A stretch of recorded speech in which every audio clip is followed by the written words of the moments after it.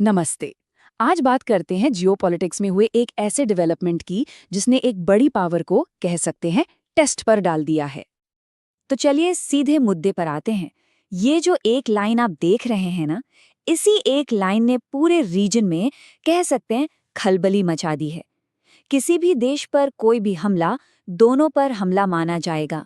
यही है वो की क्लॉज पाकिस्तान और सऊदी अरब के बीच हुए नए डिफेंस पैक्ट का।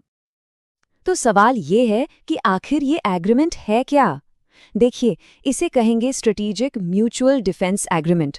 मतलब एक फॉर्मल पैक्ट है पाकिस्तान और सऊदी अरब के बीच, जिसका मकसद है मिलकर किसी भी खतरे को रोकना, सिक्योरिटी में एक दूसरे का साथ देना और मिलिट्री टाइज को और मजबूत करना। तो इस नए स्ट्रेटेजिक पैक्ट का मतलब क्या है? और सबसे बड़ा सवाल कि ये भारत के लिए इतनी बड़ी चिंता की बात क्यों है? देखिए, इंडिया का जो ऑफिशियल रिएक्शन आया है वो तो काफी नपातुला है। डिप्लोमेटिक भाषा में कहा गया है कि हम नेशनल सिक्योरिटी पर इसके इम्प्लीकेशंस को केयरफुली स्टडी करेंगे। लेकिन पर्दे के पीछे नई दिल्ली में चिंता की लहर है, ये साफ है। इसे एक पोटेंशियल स्ट्रेटेजिक थ्रेट की तरह देखा जा रहा है।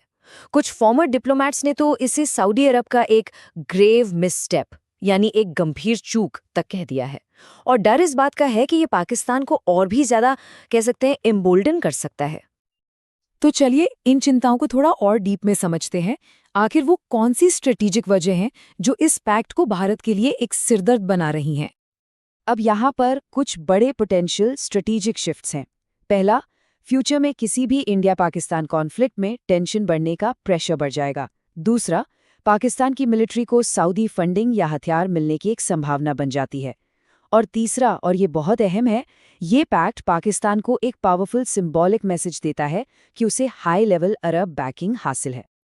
तो अब सवाल ये उठता है कि इस नए स्ट्रेटेजिक प्रेशर का जवाब देने के लिए इंडिया की क्या तैयारी है? इंडिया कैसे इसे देख रहा है? इसका जवाब छिपा है इंडिया की एक बड़ी प्लेबुक में। ये कोई एक पैक्ट का रिएक्शन नहीं है, बल्कि एक बहुत बड़ा फॉरेन पॉलिसी शिफ्ट है जो पिछले कुछ समय से चल रहा है। और वो शिफ्ट क्या है? वो है रिएक्टिव होने के बजाय प्रोएक्टिव बनना। मतलब सिचुएशन होने का इंतजार नहीं करना, बल्कि खुद सिचुएशन को शेप करना। तो ये प्रोएक्टिव स्ट्रैटेजी 4 पिलर्स पर टिकी है। नंबर 1, स्ट्रेटेजिक ऑटोनॉमी, मतलब अपने फैसले खुद लेना।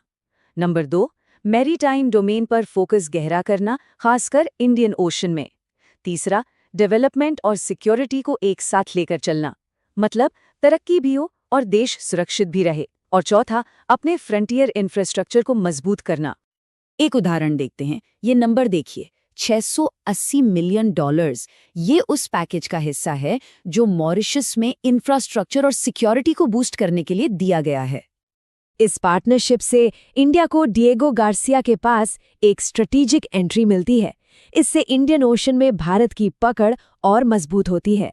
ये है प्रोएक्टिव पॉलिसी का एक परफेक्ट एग्जाम्पल। अब एक और नंबर देखते हैं, $3.4 बिलियन। ये पैसा जा रहा है चीन के साथ बॉर्डर के पास नई रेलवे लाइंस बिछाने में। ये जो बॉर्डर इंफ्रास्ट्रक्चर है, इसे डिज़ाइन ही इसलिए किया गया है ताकि सेंसिटिव इलाकों में लॉजिस्टिक्स मजबूत हों और स्ट्रेटेजिक मोबिलिटी बेहतर हो सके। वही बात, डेवलपमेंट और सिक्योरिटी एक साथ। और ये सब सिर्फ इंफ्रास्ट्रक्चर तक ही सीमित नहीं है। इंडिया की प्रोएक्टिव स्ट्रैटेजी कई फ्रंट्स पर एक साथ काम कर रही है, जैसे अमेरिका के साथ ट्रेड टेंशन को कम करना, अफ्रीकी देशों के साथ नेवल एक्सरसाइज करना, यूई और यूके के साथ टेक और सिक्योरिटी पर बातचीत को और गहरा करना। इसे कहते हैं मल्टी अलाइंड अप्रोच, मतलब सभी ग्लोबल पावर्स के साथ एंगेज करना। तो इंडिया के पास एक मजबूत प्लेबुक तो है, पर क्या ये काफी है? यहीं पर मामला थोड़ा पेचीदा हो जाता है और एक डेलिकेट बैलेंसिंग एक्ट की जरूरत पड़ती है। क्योंकि देखिए, ये सिर्फ पाकिस्तान को काउंटर करने की बात नहीं है। इंडिया को सऊदी अरब के साथ भी अपने गहरे रिश्ते, चाहे वो एनर्जी के हों, ट्रेड के हों या इन्वेस्टमेंट के, उन्हें भी तो बचा कर रखना है।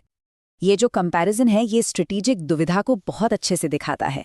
एक तरफ है इंडिया के लिए रिस्क जैसे कि पाकिस्तान का हौसला बढ़ना, तो दूसरी तरफ सऊदी अरब के लिए भी अपनी लिमिटेशंस हैं, जैसे इंडिया के साथ उसके मजबूत इकोनॉमिक रिश्ते और किसी भी मिलिट्री एक्शन में आने वाला भारी फाइनेंशियल और पॉलिटिकल रिस्क। तो सबसे जरूरी बात यह है कि डिप्लोमेसी ही इसका हल है। कोई भी जल्दबाजी या गलत रिएक्शन भरोसे को तोड़ सकता है, जबकि एक स्किलफुल एंगेजमेंट, मतलब एक सधी हुई बातचीत, इस रिस्क को मैनेज कर सकती है।